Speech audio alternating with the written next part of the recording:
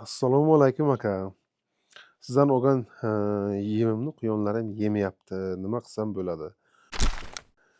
Eee, Mendan yem mahsulot sotib olganlar, quyonlar uchun maxsus. Hozir Leyla opadan yem olib kelganman.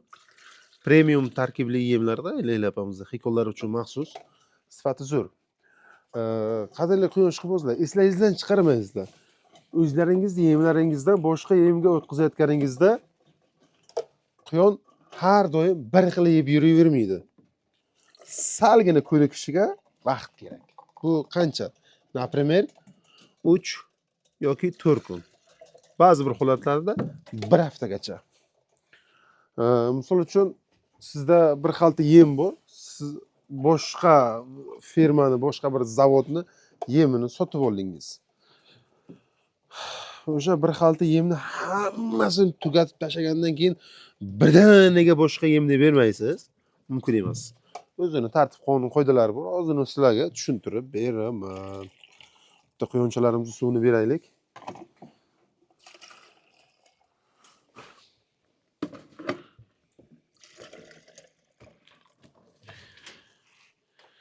Xo'sh. Yo'q bo'ldi. Tamom. Xo'sh, ana endi eshitamiz. Ko'p gap qaytar ekan. Xo'sh. Haqiqatan refleks bo'lib qopti. Bir xalta yemingiz bor yoki bir xalta, ikki xalta yemingiz bor. Boshqa yemni olib keldingiz. Eski yemni hammasini berib tugatib tashlagandan keyin yangi yemni berasiz, unaqa emas. Eski yem bilan yangi yemni aralashtirib berasiz. Eski yemdan 60%, yangi yemdan 40%. 2 kundan keyin 50 ga 50 qilasiz. 4 kundan keyin eski yem 40, yangi yem 60%. 5 kundan keyin 30, 70, yana 20, 80 shu tarzda yangi yemga o'tkazib olasiz. Keyin yosh quyonchalar bor. Yosh quyonchalarda birdaniga seziladi, qorni ishib qoladi, yemay qoladi, har xil koksidiozga o'xshagan kasallar bo'lib turadi. Nima qilish kerak? Не только mayda quyonchalar, katta quyonlar ham yemay qoladi o'sha vaqtda. O'sha vaqtda yordam nima? Молочный kislota. Aptechkamda постоянно bor bu narsa. Mana молочный kislota 1 litr suvga 1 gram qo'shib berasiz. Quyonlarning ishtahasi zo'r ochiladi. Bu bitta yordam. Yana bitta yordam. Beda обязательно qorindan tashqari beda ham bo'lib tursin. Aytishadida, qorinni tarkibida beda bor-ku. Yo to'g'ri, bor, yo'q emas, bor. Lekin bedani muntazam yeb turgan quyonchalarning o'zi ishtahasi ham zo'r bo'lib turadi. Keyin katta quyonlarga ishtahasini ochish uchun kam miqdorda zelin, gashnich, xuddi shunaqa ishtahani ochuvchi o'tlardan berib turish kerak. Shuni olib kelib bir bog'ni tashlab, ana quyon bo'ldi. Mazza qiladi emas. Kamgina tashlab qo'yasiz. Quyon shuni yeb tugatib tashlasin. Tamom. Shuni yeb tugatib tashlasin. Kam. U ham ishtahasini ochadi. Keyin shunaqa holatlarda koksidiozga qarshi profilaktika ham esdan chiqmasin. Yosh, misol uchun mana bu yerda quyonchalarimiz bor, koksidiozga profilaktikasini boshlab oryapmiz bularga ham. Nasib inshaalloh bularga ham boshlab oramiz. To katta bo'lguncha, 4 oylik bo'lguncha 3 marta profilaktika qilish kerak koksidiozga qarshi. Nimaga deyishlaringiz mumkin.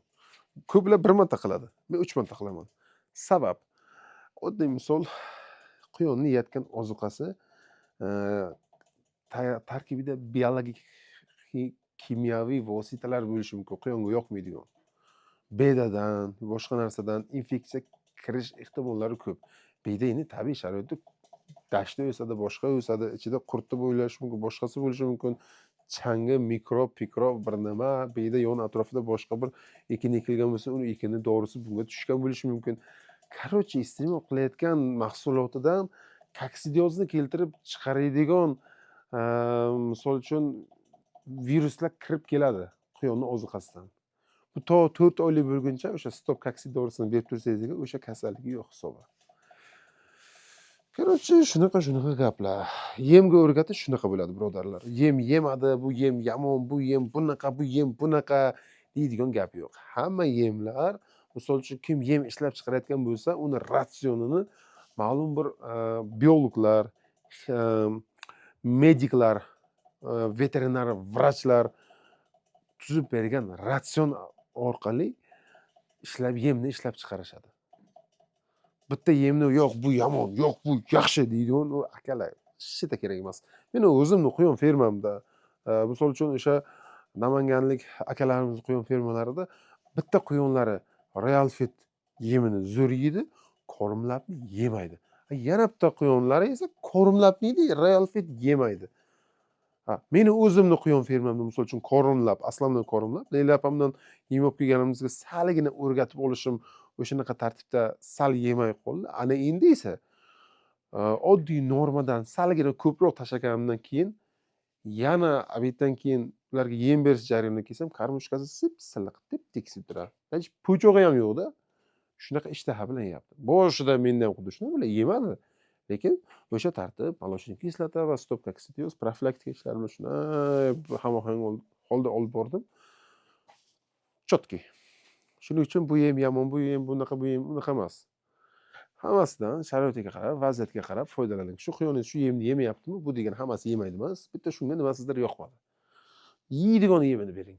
Kamgina olib kelib qo'ying. Misol uchun 4 xalta bo'lsa, bir xalta o'sha quyon uchun. Olib kelib qo'ying. Quyon o'shani yeydi.